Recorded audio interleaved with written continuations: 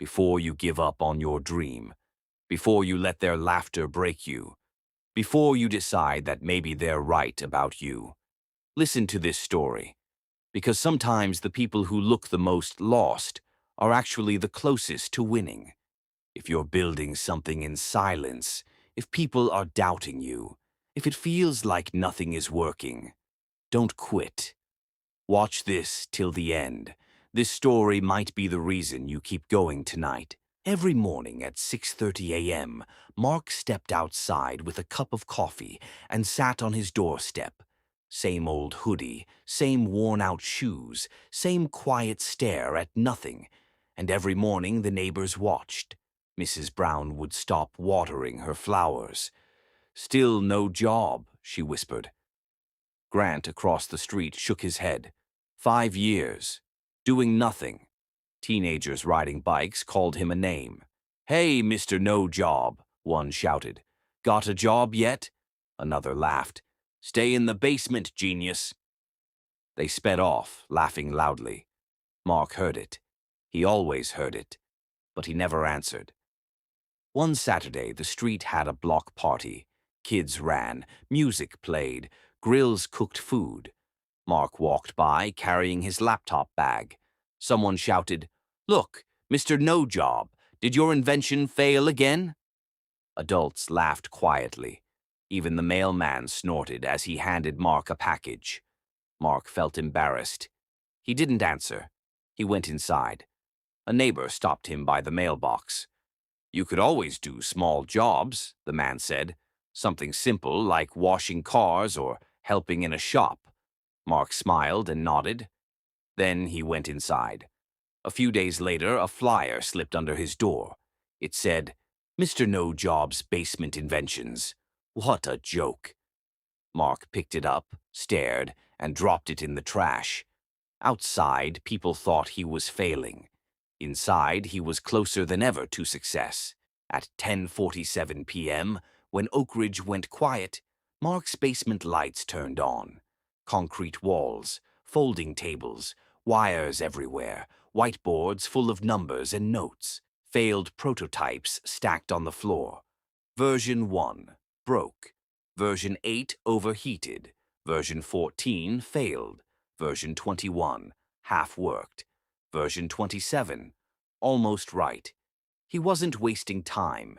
He wasn't unemployed.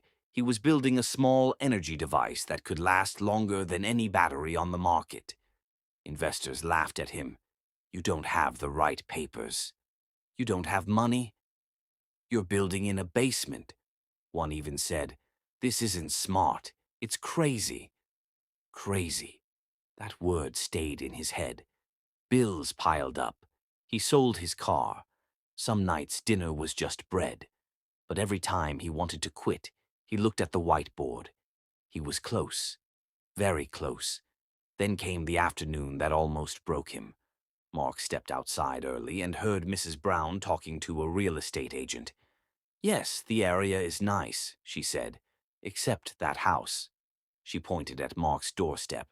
"It lowers the value of the street." Mark froze. Low value. Not just unemployed. A failure.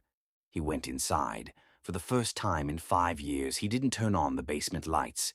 He sat in the dark. 2:14 a.m. The red numbers of the clock shone. In front of him was version 32. Small. Efficient. Quiet. If it worked, it could solve a big energy problem. If it failed, it would prove everyone right. His finger hovered over final build. "Maybe they're right," he whispered. He closed the laptop, turned off the lights. For the first time in 5 years, he didn't test it. The next morning at 6:30 a.m., Mark stepped outside. Same hoodie, same silence. Then, a black SUV turned into Oak Ridge. Then another. Then a van. Neighbors peeked through curtains. Grant froze washing his car. Mrs. Brown pretended to water flowers. The SUV doors opened. A man in a suit walked toward Mark. "Mark?" "Yes. I'm Daniel from Solar Core Energy." Mark's heart raced. Solar Core Energy was one of the biggest energy companies in the country. We've been watching your work for almost a year. You're the only person who fixed battery storage problems at this scale? The street went quiet. We want to see your device. Inside the basement, executives walked carefully around wires and tables. Daniel tested the device. If this works, it changes the whole market. They ran test after test. Stable. No spikes. No failures. Daniel straightened. Call the board. 2 hours later, news vans were outside. Headlines. Local man solves big energy problem from basement. Neighbors whispered. I always thought he was smart. I knew he was doing something. Grant walked over awkwardly. Hey, always knew you were up to something big. Mark smiled. Not angry, not proud, just calm. Solar Core didn't offer him a job. They offered partnership, millions in funding, full support. He kept ownership. Months later, a new lab rose in Oak Ridge. Property values went up because of the house they once mocked. A reporter asked, "Why didn't you quit?" Mark paused. He thought of the red clock at 2:14 a.m., the delete key hovering, the word crazy. He said, "Because they were watching my outside, I was building my inside." Success didn't start with the SUVs. It started in silence, in rejection, in humiliation, in nights nobody saw. The loudest applause comes after the quietest grind.